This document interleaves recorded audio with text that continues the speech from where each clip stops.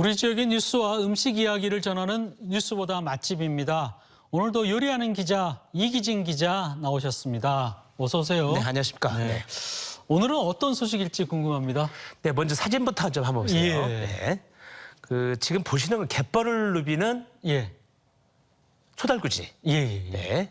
참 정겹죠. 아우. 네.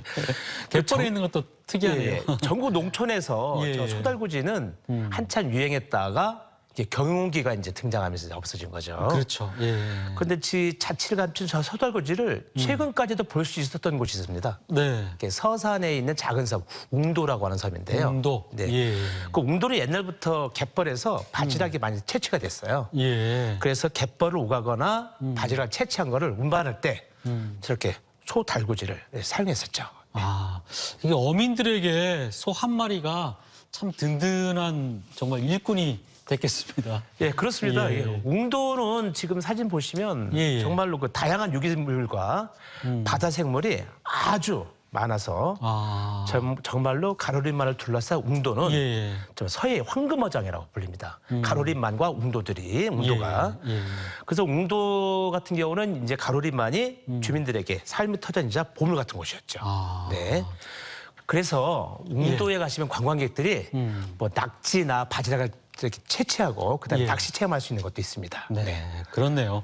이 다리가 네. 찰방찰방 물에 잠긴 모습도 굉장히 아름답네요. 예. 네, 맞습니다. 저게 바로 웅도의 매력이에요. 아. 네. 그 웅도가 있고 그 앞에 예. 이제 오른쪽 사진이 있는데 그게 이제 예. 모계도라고 하거든요. 이 두 섬을 잇는 잠수교, 바로 유두교라고 합니다. 예. 그래서 밀물 물이 들어올 때는 저렇게 잠겼다가 물이 빠지면 다시 다리가 되고. 이제 다리가 되는 그래서 예. 섬도 됐다가 육지도 됐다가 이렇게 이제 되는 곳이에요. 그런데 유두교가 이제 바닷물의 흐름을 막는다는 지적이 나와서 예. 이제 그 갯벌 환경이 나빠지고 그래서 올해 안으로 저걸 철거하고 새로운 다리를 놓을 예정이라고 합니다. 예. 네. 그래서 오늘은 철거를 앞둔 유두교를 건너가 봤고요. 그리고 가로리만이 품고 있는 풍요로운 섬 웅도를 소개해드립니다. 함께 가보시죠.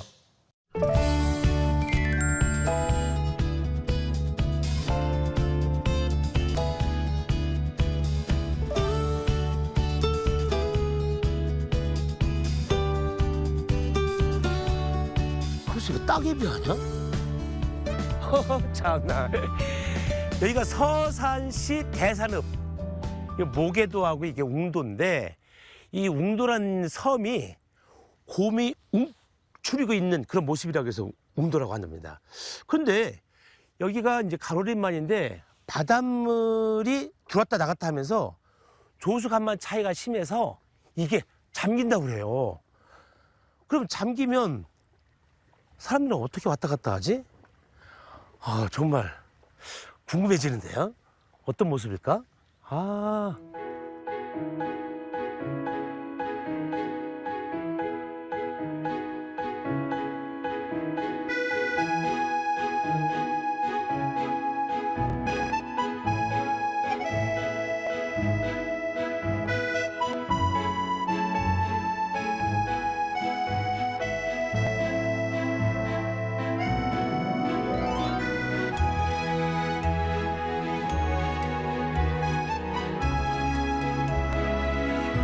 웅도는 반나절이면 충분히 돌아볼 수 있는 작은 섬인데요. 섬 입구에는 해안선을 따라 1.7km의 해변 둘레길이 조성되어 있습니다.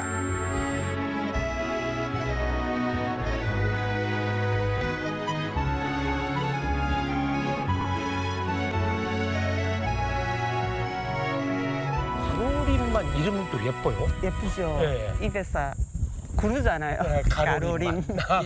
그게 한자예요. 더할가자에 이슬로자에 수풀림자를 써요. 더할가 이슬로 수풀림. 예, 아침에 이슬이 내려서 이슬이 내려서 아름다운 숲을 말해요. 여기 숲이 많잖아요. 소나무 숲. 예, 주변에 그때 이제 이슬이 내리면 정말 아름다운 숲이 되죠. 아름답죠. 이 얘기도 듣고 보니. 아무리 건드리면 안 돼. 그렇죠.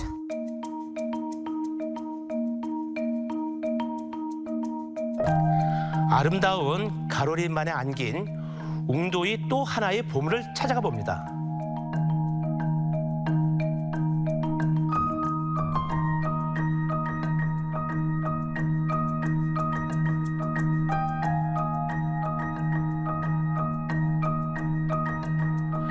아, 이 바닷가에 이런 게 있다 진짜. 예, 몰랐네요. 특이하죠. 보통 소나무들은요, 이렇게 쭉 높이 자라잖아요. 네네. 외줄기로. 그런데 여기는 관목처럼 밑둥에서부터 츠가 가지가 원줄기만큼 거의 같은 굵기로 해서 이렇게 쟁반처럼 자라요. 그러네. 쟁반처럼 자란다고 해서 예, 반송인데. 반송이라고 예, 하죠? 예.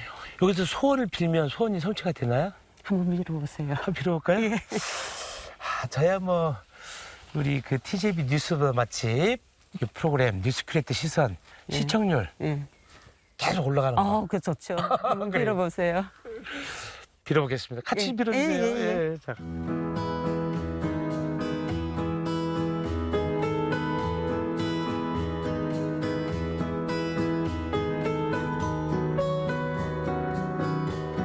다양한 바다 생물이 살아 숨쉬는 갯벌은 자연 학습장이자 생태의 보고입니다. 갯벌에 나는 바지락은 주민들의 생계를 돕는 귀한 보물입니다.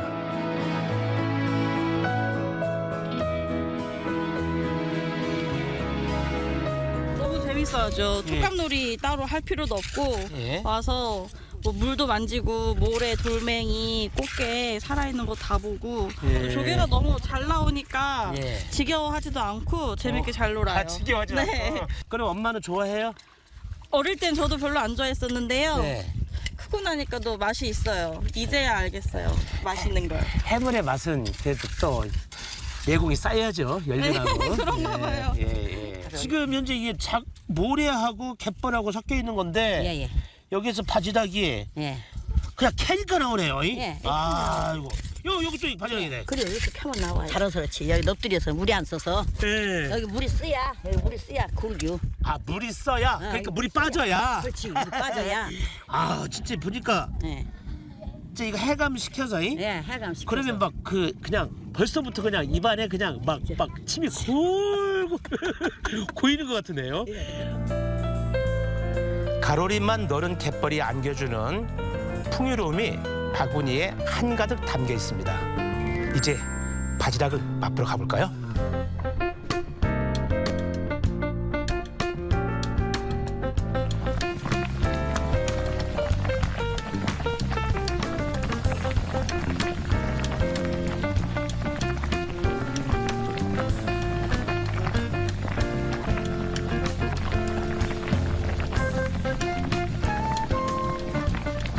제가 2019년도에 웅도에 왔을 때는 식당이 없었어요.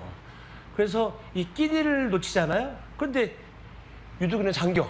그럼 막 쫄쫄 굶었거든요. 여기 있는 재료가 보면 대부분 이 지역에서 나오는 거야. 가로리만에서 나오는 거. 싱싱한 해물들. 야, 기대가 됩니다. 아, 이거 박하지도 있고. 나왔구나. 네, 칼국수요. 예. 아이고. 와. 바지락에. 와, 이게 세발낙지 그거네. 그죠? 요즘 맛있을 때 영화도. 야, 최고 맛있을 때죠. 예, 지금 제일 맛있어. 이 막 큰 게 아니라 그냥 그 가늘고 다리는 길고 맞아요. 이거 진짜 맛있죠. 와, 그리고 이게 전부 이 집에 나오는 거예요? 아, 그럼요. 지금 한참 살쪘을 때라 제일 맛있을 때요. 바지락도. 바지락. 예. 저희가 직접 가서 잡는 것 잠들 때도 있고 예. 다 못하면 또 사기도 하고. 아, 그래요? 예. 근데 가로리만에 있는 그 수산물이 진짜 그렇게 좋다면서요? 좋죠. 그 조수간만이 여기가 잘 되잖아요. 예. 그리고 5대 갯벌 중에 하나라서 갯벌이 예. 엄청 깨끗하고 좋아요. 아, 그래요? 예, 그래서 바지락도 여기 건 원래 예. 수출하는 걸 예전에 수출해가지고 네, 여기 맞아, 지역 맞아. 주민들은 먹을 수가 없었어요. 다 팔로가 그쪽으로 수출하기 때문에.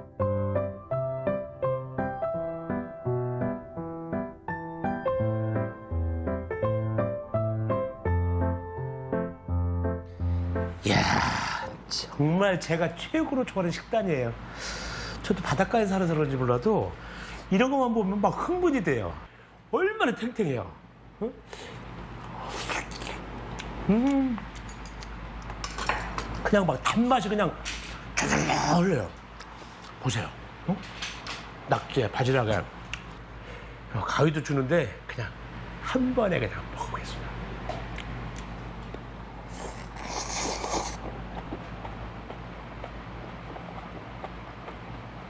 쫄깃쫄깃하고 야들야들하고 그리고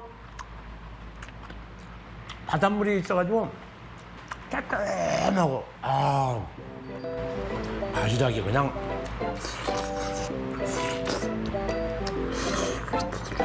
우리가 바지락을 비교적 저렴하게 먹는 것은 행운인 것 같아요. 이 바지락이 타우린이야, 타우린? 한 줌이면 타우린이 하루 성인들이 섭취할 충분한 양이 돼요. 응? 그리고 특히 모든 조개는 해독작용이 있죠. 간에 좋잖아요. 이 우리가 목포 가면 뭐 목포 세발낙지 뭐 갯벌낙지 하잖아. 근데 이거 한번 보실래요? 제가 특별하게 사투리 쬐그맣죠. 이게 또 얼마나 맛있는데요. 막 큰 낙지보다 딱 잡아서 미안하다. 딱 잡아서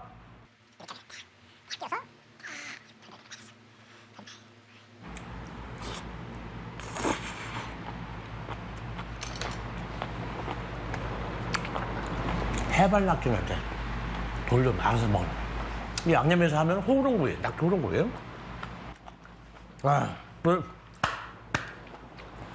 웬만하면 촬영 그만하고 난 먹게 좀 방해 좀 하지 마라. 응?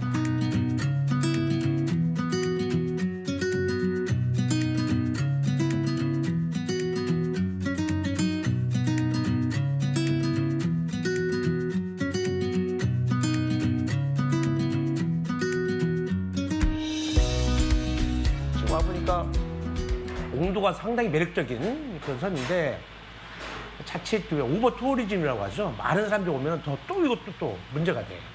그래서 적당한 사람들이 오고 적당히 관리가 되고 또 아름다운 갯벌, 자연환경 이런 것들이 보존돼서 우리 후배들에게는 또 후손들에게는 더욱더 아름다운 우리 자원을 물려줬으면 좋겠습니다.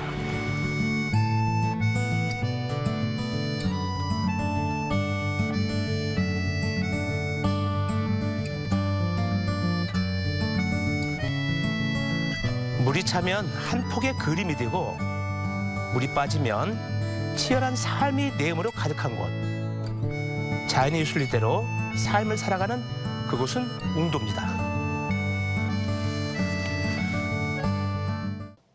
세발낙지가 올라간 바지락 칼국수 정말 입맛 다시고 맛있게 보이는데요. 저도 한번 맛보고 싶다는 생각이 좀 들고요.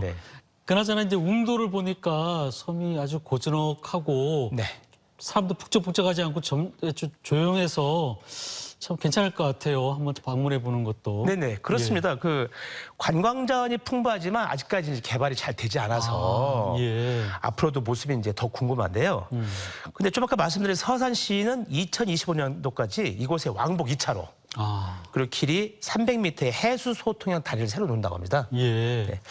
그렇게 되면 이제 아마 지금처럼 오붓한 정치는 사라지지 않을까 걱정이 되는데요. 뭐 예를 들어서 군산 선유도 같은 경우가 다리 녹아지면서 당일 여행객만 생기고 쓰레기만 넘치고 뭐 그렇게 한다잖아요. 카페들도 많이 생기고. 그러게요. 그런 점이 좀 걱정이 되기도 합니다. 네, 이기진 기자 오늘도 수고 많으셨습니다. 네네.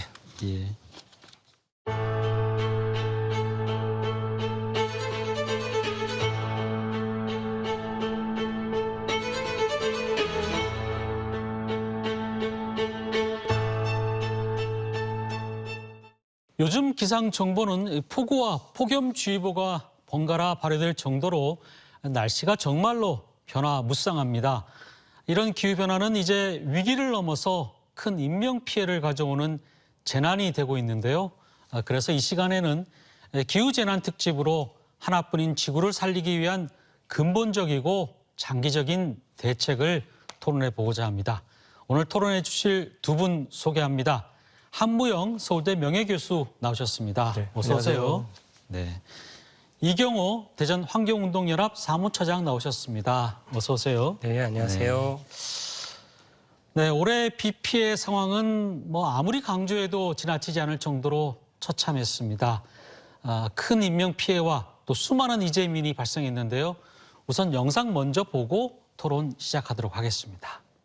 사흘째 충청권에 최대 500mm가 넘는 많은 비가 내리면서 5명이 숨지고 1명이 실종됐습니다. 산으로 둘러싸인 마을이 마치 하나의 호수처럼 변했습니다. 농가주택은 간신히 지붕만 보입니다.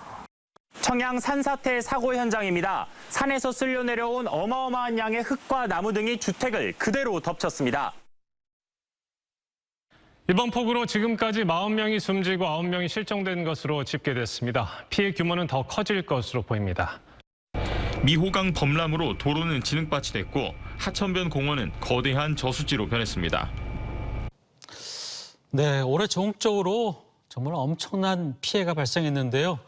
교수님, 이렇게 비 피해가 갈수록 커지는 원인은 도대체 어디에 있을까요? 네, 저는 그 원인이 두 개라고 봅니다. 하나는 비가 많이 와서 그렇고 두 번째는 비가 많이 흘러가게 만들었기 때문에 그렇다고 생각이 됩니다.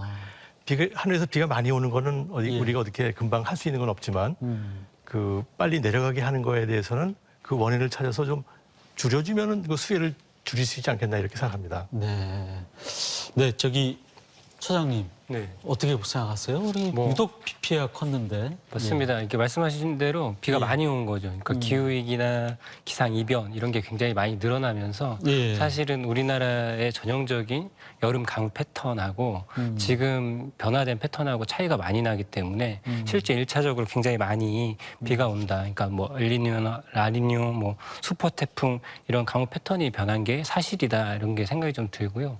그 기후위기에 대응해서 사실 우리가 잘 준비했느냐라고 하는 건 점검해 볼 필요가 있을 것 같습니다. 그 준비가 되지 않아서 훨씬 더 큰 피해를 입진 않았나 점검할 필요가 있는 거죠. 이제 저희가 이제 시작 부분은 너무 직접적인 질문을 드렸는데 이제 본격적으로 저희 얘기를 좀 해볼 텐데요. 이제 이상기후 현상으로 저희가 좀 일부 볼 수도 있을 것 같은데 이런 이상기후 현상이 지금 세계적으로 문제가 되고 있는데 지난해 저희 TJB가 이 기후변화 특별기획으로 우문현답 빗물의 비밀이라는 다큐멘터리를 제작했는데요. 수해 대책에 대한 다양한 목소리를 담았었고 또 반복되는 피해 상황에 대해서 문제 제기도 했습니다. 그래서 영상을 보고 토론을 이어가도록 하겠습니다. Alle Menschen auf diesem Planeten müssen verstehen, dass das Klima wärmer wird. Und es wird wärmer, weil wir Treibhausgase freisetzen. Das hört sich erstmal harmlos an. Aber wenn diese Erwärmung ungebremst in die Zukunft fortschreitet, dann werden ganze Landstriche unbewohnbar. Es wird verheerende Überschwemmungen. 일 최고기온, 일 평균기온, 일 최저기온의 합산한 값이 7일 이동 평균을 했을 때 60도가 넘어갈 때부터 자연계절상 여름이 시작됐다라고 저희들이 보고 있는데요. 산림에 가까운 지역들은 여름 일수가 100일인 반면에 시내라든가 이런 지역들은 최고 157일까지 여름이 지속되는 것으로 확인이 됩니다. 지구온난화로 인해서 자연 여름 일수가 길어지면서 이상기후가 더 광범위하고 또 더 지속적으로 나타나는 게 현실인데요. 우선 뜨거워지는 지구를 위해서 어떻게 대처를 해야 되는지 또 도대체 뜨거워지는 이유가 뭔지도 궁금하고요. 이제 폭염 얘기를 하시는군요. 지구가 뜨거워지는 이유가 뭘까요? 우선 크게 두 가지로 볼 수 있는데 마찬가지로 이제 뭐 탄소를 많이 배출해서 지구 온난화 때문에 그렇다고 하는 게 있고 또 그렇다고 그러면 탄소를 줄이면 지구 온난화가 좀 금방 뜨거워지는 게 좀 줄어드느냐 했을 때는 그건 한참 걸리는 거고요. 그래서 싱크 글로벌, 그러니까 전 지구적으로 생각하고 액트 로컬, 지역적으로 활동하자는 이런 얘기가 있는데 지금 전 지구적으로 생각하는 건 탄소를 얘기하는 것이고 액트 로컬은 당장 우리 집에 좀 시원하게 만들자. 사실 제가 있는 학교의 건물에 옥상 로컬을 했더니 그 빗물이 모여져가지고 증발하는 바람에 다른 건물의 온도는 한 55도까지 올라가는데 우리 옥상은 한 30도까지 되는 거예요. 다른 옥상보다 25도 정도 시원해진 걸 보면은 이렇게 물만 좀 모으면은 건물이 시원해지는구나. 다른 건물들이 조금 시원해지게 만들면은 도시 전체가 시원하겠구나. 마찬가지로 물을 좀 근처에 우리 물가에 가면 시원하잖아요. 그리고 여기다 뭐 물을 묻히면 시원하듯이 우리 땅도 뜨거워진 땅을 그렇게 물로 촉촉하게 해주면 되는데 그 물이 바로 빗물입니다. 빗물을 모아서 그렇게 촉촉하게 해주면은 당장 우리 뜨거운 거를 줄일 수 있지 않겠는가 이렇게 생각합니다. 네, 처장님. 지구가 뜨거워지고 있다고 하는데 이 대처 방안. 그 뭐 대처 방안이라고 하는 게 방금 얘기해 주신 대로 장기적인 게 있을 거예요. 탄소 중립이라든지 에너지 전환 통해서 현재 지금 이산화탄소를 계속 많이 쓰고 있기 때문에 예. 지금 뭔가를 바꾸지 않으면 훨씬 더 많이 더워질 겁니다. 6도, 7도 막 계속 이렇게 올라갈 거기 때문에 이거를 막을 수 있는 정책들이 좀 필요해 보입니다. 산업계라든지 네. 그다음에 뭐 가정이라든지 교통 여러 가지 그 차원에서 대책들이 마련돼야 한다라고 하는 거고요. 그중에 핵심은 사실은 뭐 에너지 문제이죠. 그러니까 에너지가 석탄, 석유, 화석 에너지라고 하는 걸 너무 많이 쓰고 있어서 그렇기 때문에 이 화석 에너지를 얼만큼 줄이실 것인가에 대한 고민이 필요하고 그러니까 시민들은 굉장히 많이 고민하고 계신 건 사실인 것 같습니다. 실천하시는 분들은 굉장히 많은데 국가 정책상으로 이 에너지 전환을 어떻게 할 것인지에 대한 고민은 조금 아직 부족한 게 아닌가 이런 생각이 들어서요. 그러니까 에너지 전환을 제대로 해야 된다라고 하는 생각이 좀 들고 있고요. 그다음에 개인이 실천할 수 있는 부분들은 여러 가지가 있는데 그것들을 좀 잘 실천해 주시는 것도 필요하겠죠. 교수님께서는 이제 뜨거워진 지구를 좀 더 식힐 수 있는 방안으로 이제 빗물 관리 이런 부분을 말씀해 주셨고 또 우리 차장님께서는 좀 근본적인 이런 탄소 배출 문제 이런 부분 얘기를 하셨는데 그런데 이제 시청자분들에게 궁금한 부분이 있을 것 같아요.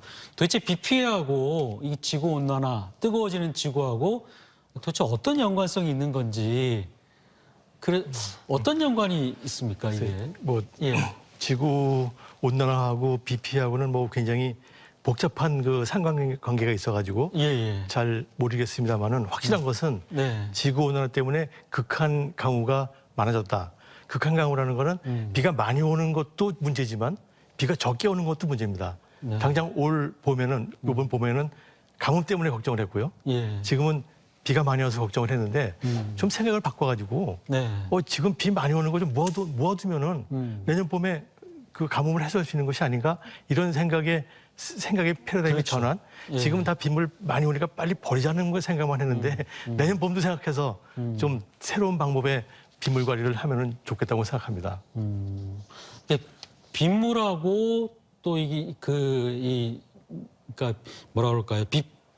이게 비가 많이 오는 거하고 지구 온난화하고 관계는 좀 더 쉽게 설명하면 어떤 부분이 있을까요? 그거는 굉장히 과학적으로 그리고 여러 가지 팩터들이 있기 때문에 이것은 이거다라고 얘기는 할 수 없지만 확실한 것은 많이 올 때가 있고 적게 올 때가 있다. 그 두 군데에 대해서 동시에 우리가 해결책을 마련해야지 우리가 좀 피해를 덜 보지 않겠는가 이런 생각을 하고 있습니다. 그러니까 빗물 관리를 잘 하면은 이제 어차피 비라는 것을 우리 자체가 조절할 수는 없으니까 그 관리를 통해서 피해를 줄일 수 있다는 이제 그런 말씀이신 거죠. 어떤 방법이 어떤 연관성이 좀 있습니까? 어쨌든 간에 기본적으로 그러니까 비라고 하는 게 물이잖아요. 수증기인데 수증기가 많이 생길 수 있는 구조로 바뀌었다라고 하는 겁니다. 그러니까 현재 1초에 그 원자폭탄 5개 정도가 터지는 에너지가 대기 중으로 방출되고 있다고 얘기를 합니다. 그러면 그 에너지가 대기 중에 그대로 머물렀으면 아마 지구는 멸망했을 거라고 얘기해요. 근데 그 에너지의 상당 부분을 바다가 흡수를 해줬다고 하는 거고요. 그 바다가 흡수한 에너지를 방출하는 게 있는데 그 지역적으로 어떤 때는 가물어지는 거고 어디 때는 굉장히 비가 많이 오고 이렇게 바뀌는 겁니다. 그래서 기후 자체가 바뀌면서 어디에 굉장히 물폭탄이 쏟아진다든지 이런 현상이 일어나는 거고 우리나라 같은 경우는 사실은 예전에 온대 기후였잖아요. 근데 지금은 아열대 기후로 바뀌었다고 얘기하거든요. 그러니까 아열대 기후에서 나오는 강우 패턴이 지금 오고 있는 거다 이렇게 보시는 게 맞을 것 같습니다. 그러니까 아열대 기후에 있던 강우 패턴이 지금 오는 거다.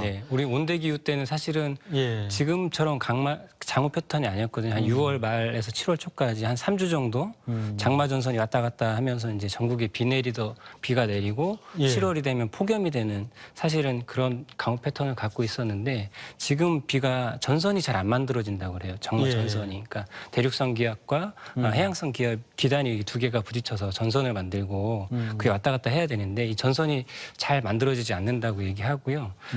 그래서 패턴 자체가 그냥 폭탄처럼 쏟아지는 패턴으로 바뀌었다라고 하는 겁니다. 그러니까 바다의 에너지가 너무 많아져서 그런 영향들이 있지 않겠나 이렇게 보이는 겁니다. 자, 이 물폭탄 같이 한꺼번에 쏟아지는 빗물을 잘 관리하는 게 중요하다. 이제 교수님도 말씀하시고 얘기하시는데 이 독일은 특히 환경 문제에 많은 투자가 이루어지는 나라입니다. 그래서 효율적인 빗물 관리를 하고 있는 이 독일의 한 마을을 제가 다큐멘터리에서 다뤘는데요. 영상 보고 토론 이어가도록 하겠습니다. Unsere Regierung macht jetzt gerade eine nationale Wasserstrategie. Und dazu gehört als ganz wichtiger Punkt die Infrastruktur in Städten und Kommunen. Und wir verfolgen ganz aktiv das Prinzip der Schwammstädte. Das bedeutet, dass wir auch innerhalb der Stadt das Wasser so lange wie möglich halten wollen. Das ist eine Grünfläche, die gleichzeitig der Versickerung dient. Das Wasser fließt also von den Straßen hier in die Grünfläche, kann hier versickern.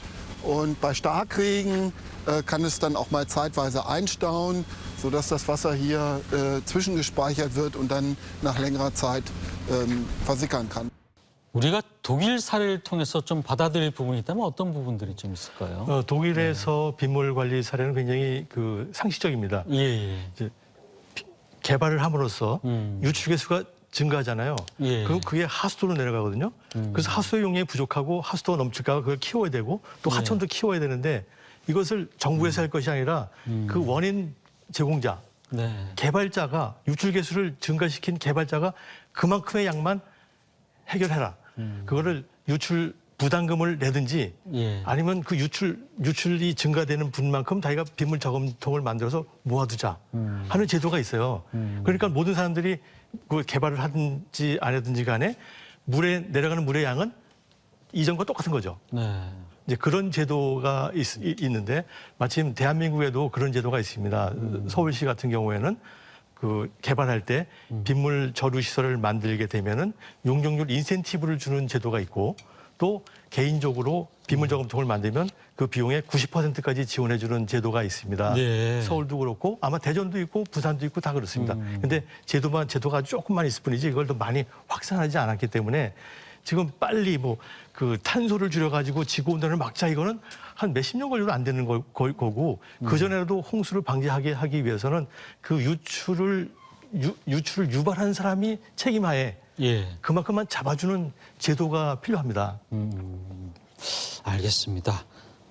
처장님 생각하시는 독일 사례에서 우리가 좀 볼 부분이 있을까요? 어쨌든 도시 전체를 관리하고 있다라고 하는 측면이 좀 다른 것 같긴 합니다. 그러니까 아까 선형으로 저희는 관리되고 있다고 그랬잖아요. 하천만 관리하는데 거긴 도시 전체를 빗물의 시스템을 관리하고 있다라고 하는 거고요. 그렇게 되려면 사실 제도 정비가 필요한데, 그러니까 그 대전시 같은 경우 가장 그 도시를 계획하고 결정하는 곳이 도시계획위원회인데 이 도시계획위원회에서 조례나 법적 근거를 마련하고 이 빗물이나 홍수, 그다음에 가뭄까지 대비해서 도시를 계획하고 설계하는 형태의 전환이 좀 필요해 봅니다. 단순히 공원을 만들거나 아파트를 짓거나 이 질 때 의무적으로 반영을 해야 된다는 겁니다. 새로 만드는 거는. 그리고 기존의 재개발이라든지 이런 거 추진되는 게 상당히 많은데 그런 때도 의무적으로 빗물 시스템이나 내용을 가질 수 있게 제도 체계를 마련하지 않으면 이게 그냥 인센티브나 이런 걸로 주는 걸로는 아마 그 도시 홍수를 감당하지 못할 겁니다. 그래서 의무적으로 빗물 체계를 마련하라. 그리고 관리하는 체계를 그 도시계획위원회에서 검토하고 통과시키는 구조를 마련하지 않으면 아마 이런 게 안 될 것 같고요. 그리고 또 필요하다고 하면 거기에 적정한 세금을 부과하는 것도 저는 생각해 볼 지점이 있다고 생각합니다. 상하수도, 빗물세. 그러니까 도시에서 굉장히 많은 물이 유출되면서 사실 하루에 더 큰 피해가 있을 수도 있거든요. 그래서 그런 것들을 감안하면 세금 체계까지도 고민해서 진행할 필요가 있지 않나 싶습니다. 세금 똑같은 얘기인데 세금이라고 그러면 좀 부담이 되니까 빗물 유출 부담금, 유출을 많이 한 사람은 그만큼 그 사람이 책임지고 하자. 그러니까 세금은 누구든지 다 내야 되는 거라고 이렇게 세금이라면은 그 유출을 안 했는데도 내기는 좀 그렇잖아요. 그래서 유출 많이 한 사람은 유출 많이 한 만큼만 비용을 내든지 아니면 빗물을 잡아주는 시설을 해라. 이게 더 합리적일 것 같습니다. 독일 사례 보니까 우리도 이제 저렇게 좀 장기적 관점에서 재대책을 했으면 좋겠다 생각이 드는데 광주의 한 지역은 이 상습적인 침수로 몇 년간 고통받다가 이번 비로 또 큰 피해를 입었다고 합니다. 광주에서 직접 영상을 보내왔는데요. 과연 올해 상황은 어땠는지 함께 보시죠. 올해 들어 2차례에 걸쳐 침수가 됐었는데요. 이 보시는 이 도로 전체가 다 물에 잠겼고 그다음에 상가, 주택, 사무실 모든 데가 이렇게 무릎 높이까지 차가지고 이 도로가 아니라 강물처럼 변했습니다. 집중적으로 쏟아지는 이 집중 강우의 문제가 비단 어떤 우리 마을만의 문제는 아닌 것 같다. 이러한 부분에 대비하기 위해서는 도시계획을 다시 해야 된다. 이렇게 빗물을 모은다든지 또는 어떤 빗물을 활용할 수 있는 이런 저류조라든가 이러한 장치들을 다시 한번 마련해서 대책을 마련해야 된다. 작년 8월 달에 예산이 확보가 됐음에도 불구하고 지금 현재까지 작년 대비 아무것도 달라진 게 없습니다. 네, 광주 상황 보니까 달라진 게 없다는 게 참 와닿는데요. 대통령도 반복되는 수해를 특별한 자연재해가 아닌 일상이라고 생각하고 대응해야 된다 이렇게 강조를 했습니다. 네, 앞으로 어떤 대책이 필요하다고 생각하십니까? 보통 사고가 나면은 원인을 규명하고 원인을 찾아서 재발 방지하도록 다시는 안 일어나게끔 하는 게 목적인데 지금은 이제 그냥 피해 복구에만 신경 쓴 것 같아요. 그래서 원인을 보면은 원인을 기후 변화로 찾으면은 답이 없고 원인을 찾을 때는 요 피해 본 곳을 보는 것이 아니라 피해 본 곳의 위를 보자. 혹시 산에서 임도를 만들었든지 아니면 뭐 벌목을 했다든지 해서 유출개수를 증가했던 요인이 있지 않았을까? 또 산 위에 공장을 졌다든지 아니면 건물을 졌다든지 해서 유출개수 많아졌다든지 그러면은 아니면 또 논이 밭으로 변했다든지 비닐하우스를 만들었든지 이랬을 때 모든 게 유출개수를 증가시킨 요인이 있을 테니 그것을 원상복귀를 하자. 그러니까 뭐 공장을 없애라는 것이 아니라 공장 없을 때 나갔던 물의 양만큼만 되게 미리 잡아주자. 그러면 되지 않겠는가. 그래서 모두들 이 앞만 봤는데 앞만 보지 말고 좀 위를 보십시오. 그 상류에서 무슨 비가 왔는지, 무슨 비가 어떻게 내려왔는지 이걸 보면은 답이 있을 것 같습니다. 네. 예. 뭐 방금 얘기한 거랑 비슷한데 어찌됐든 빗물 관리에 대한 시스템은 변화하는 게 필요할 것 같고요. 보통 이제 수해가 나면 다시 선형 관리로 갑니다. 뭐 준설을 한다든지 뭐 최근에는 댐 만들자는 얘기도 있던데 이게 사실은 원인과 대책이 완전 불일치하는 대표적인 사례인 거거든요. 도시가 침수되는 이유는 사실은 그 하천 정비가 안 돼서 일어나는 일이 아닙니다. 도시 안에 물순환 시스템에 무슨 문제가 생긴 거예요. 그래서 그런 이제 수해 평가와 보상 시스템 이런 것 좀 마련해야 될 것 같고요. 그러니까 그 원인을 명확하게 진단하지 않으면 해결책도 명확하게 나오지 않습니다. 그래서 아까 상류를 보자고 하셨잖아요. 그 원인을 어떻게 찾느냐에 더 집중을 해야 되고 그 원인에 따라서 적당한 해결책이 필요한 겁니다. 마을마다 아니면 하천마다 지역마다 다른 특성이 있기 때문에 그런 특성을 찾아서 평가하고 보상하는 시스템을 마련하는 게 필요한데 지금 뭐 대부분의 지자체나 이런 것들 보면 수해가 일어나면 어찌됐든 하천 준설한다, 무슨 댐을 만든다 이런 형태로 가고 있어요. 그러니까 그게 대책이 되지 못한다라고 하는 걸 그 위정자들이 좀 아셨으면 좋겠습니다. 그래서 그걸 평가를 다시 해야 된다는 생각이 좀 들고요. 최근에 그 인명피해도 굉장히 많이 났기 때문에 이 인명피해에 대한 대책은 사실은 본인이 가지고 있는 위치가 언제 수해가 나는지 알아야 되는 거고 수해가 났을 때 어떻게 대피해야 되는지 알아야 되거든요. 이렇게 조금 사람의 인명피해 관련돼서는 피할 수 있는 시스템, 대피할 수 있는 시스템이 필요하다고 생각됩니다. 그리고 또 하나는 기후위기 시대가 워낙 심각해지고 있기 때문에 어딘가는 수해가 일어날 겁니다. 그러니까 100% 다 수해를 예방할 수 있다 이렇게 할 수는 없거든요. 그래서 그렇게 수해가 발생했을 때 우리가 얼마만큼 빨리 그 피해 받으신 분들의 적당하게 다시 일상으로 복귀할 수 있도록 해주느냐가 필요한데 그것도 빨리 진행할 수 있게 그리고 그 충분하게 빠르고 충분하게 지원할 수 있는 그런 시스템을 마련하는 게 필요해 보입니다. 좀 전에 이제 그 부분 말씀하셨는데 요거 한번 여쭤볼게요. 실제로 하천 준설이라든지 이런 부분들이 사실 물주머니를 좀 더 키우기 위해서는 필요한 부분도 있지 않는가 또 이렇게 얘기하시는 분들도 있거든요. 그거 어떻게 생각하세요? 좀 더 어떤 수치를 이용해야 되는데 그 하천의 주머니를 만드는 게 만약에 1억 톤이 된다면은 그걸 전체 면에 쫙 깔게 되면은 몇 센치 안 되는 거거든요. 그러니까 비용 대비 효과를 보자. 주머니를 만들 때 하천에서 만드는 그 톤당 단가와 논이나 산에다가 만드는 톤당 단가를 비교하면 산이나 논이 훨씬 더 효과가 있거든요. 그리고 산이나 논에 관리를 하게 되면 나중에 폭염도 해결되고 가뭄도 해결되는데 하천에서만 준설하는 거는 오로지 홍수 피해 단 한 개.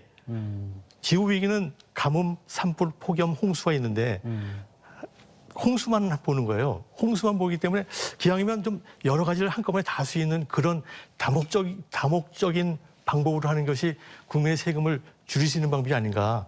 그래서 이제 하천만 가지고 하는 거는 좀 이런 하천만 가지고 하는 것은 그것만 보는 것이고 홍수만 보는 것이고 전체적으로 그 관리할 수 있는 그런 시스템이 필요하다. 아까 제 손바닥을 보듯이 이게 전체 국토라면은 하천에 피해 났다고 하천만 보고 복구한다면은 이전에 이 하천 이외에 피해 난 것은 해결책이 없잖아요. 근데 하천 말고 그 옆에 그 위쪽에 있는 부분에 해결책을 만들어 주면은 그걸로 하천 위도 해결되지만 하천도 저절로 해결됩니다. 그래서 원인을 찾아서 원인을 해결해야 되는데 지금은 결과만 보고 있으니 원인 해소가 안 되는 거죠. 그 가장 큰 원인은 어떤 부분에 좀 집중해야 될까요? 아주 한마디로 말씀드리면은 빗물을 버리는 것인가 모으는 것인가 하는 생각에 대해서는 다들 모아야 된다고 생각하지만 지금 수에 대비해서 하천을 직강화하고 하천에서 또 그 제방을 쌓고 이런 건 전부 다 빗물을 버리자는 철학에서 나오는 거였거든요. 그 생각을 바꿔야 됩니다. 왜냐하면 기후 위기라는 거는 가뭄, 홍수, 폭염, 산불도 있으니까 그것까지 다 해결하기 위해서는 전체면에 걸쳐 있는 물 관리를 잘 해야 된다는 그런 생각의 변환이 필요합니다. 거대한 저장고가 필요한 건가요? 그럼? 넓은 면적의 작고 많은 그리고 값싼 저장고들을 많이 만들어야 됩니다. 추가로 한 말씀 드리면 대전이니까요. 대전만 따져서 보면 3대 하천을 관리하는 게 중요하긴 한데 이 준설한다고 해결이 안 되는 이유가 3대 하천에 보가 너무 많습니다. 그러니까 물을 막는 시설이 굉장히 많아요. 한 1km에 한 3개 정도가 있어요. 그러면 이 준설을 해도 보가 있기 때문에 준설한 효과가 나오지 않습니다. 그러니까 1년 정도 아마 버틸 거예요. 준설한 게. 그럼 내년 강우 때 되면 다시 그냥 쌓였기 때문에 그런 예방 효과나 이런 게 전혀 없어요. 그래서 사실은 근데 보를 안 하면은 홍수나 이럴 때 좀 예방하는데 어렵지 않습니까? 그게? 보는 홍수를 유발하는 시설입니다. 홍수를 그러니까 물의 흐름을 막고 있기 때문에 보로 홍수를 예방하는 건 불가능하고요. 준설은 나름 홍수를 예방한다고 할 수 있어요. 그러면 이게 준설할 거냐, 보를 이용해서 물을 이용할 거냐, 이건 선택을 해야 되는 부분인데. 대전 같은 경우는 이미 보로 너무 선택이 많이 돼 있어서 준설에도 효과가 없는 거예요. 그래서 또 하나는 제방이 되게 높게 쌓여져 있지 않습니까? 200년 빈도로 쌓여져 있어요. 근데 도시의 하수 배수 시스템은 30년 빈도에서 진짜 많아요. 50년 빈도거든요. 그러니까 50년에서 200년 사이에 비가 오면 도시는 침수되고 하천은 괜찮은 거예요. 이걸 우리가 선택하는 게 맞냐라고 하는 합의는 있어야 되는 거죠. 도시가 물에 잠기는데 하천이 괜찮으면 그게 무슨 의미가 있습니까? 그러니까 도시의 시스템이나 빗물 시스템이 잘 적응되고 그리고 그거로 안 됐을 때 하천도 좀 우리 같이 고민하자 이렇게 얘기해야 되는 게 저는 맞다고 생각합니다. 저도 한마디 더 했으면 좋겠습니다. 우선 준설이라는 건 왜 그러냐면 그 강이나 저수지에 토사가 온 거거든요. 토양이 침식이 된 거죠. 그 토양 침식이 왜 되느냐를 알고 그걸 막아야지만이 그 다음에 준설을 또 안 해도 되는데 토양 침식은 결국은 상류에서 더 오는 거잖아요. 상류에서 왜 왔느냐? 빗물이 더 많이 세게 흘러내려왔기 때문에 그러니 그 빗물이 세게 흘러나가는 그 힘을 줄이지 않은 상태에서 준설을 해봐야 또 몇 년 후에는 또 준설을 해야 되는 토양 침식이 돼서 준설을 해야 되고 있으니 준설의 원인을 찾자. 원인은 바로 상류에서의 빗물 관리 때문에 그렇습니다. 그래서 그걸 막아주면 준설의 그 주기를 좀 줄일 수 있습니다. 네, 두 말씀 오늘 여기까지 듣도록 하겠습니다. 네.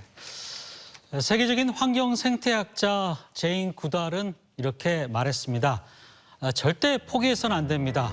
한 사람의 변화는 크지 않지만 모두가 함께 행동한다면 변화는 이뤄낼 수 있습니다. 건강한 지구를 위해서 지금 우리가 할 일이 뭔지 이 질문을 남기면서 오늘 뉴스 크리에이터 시선은 여기서 마치겠습니다. 함께해 주신 여러분 고맙습니다.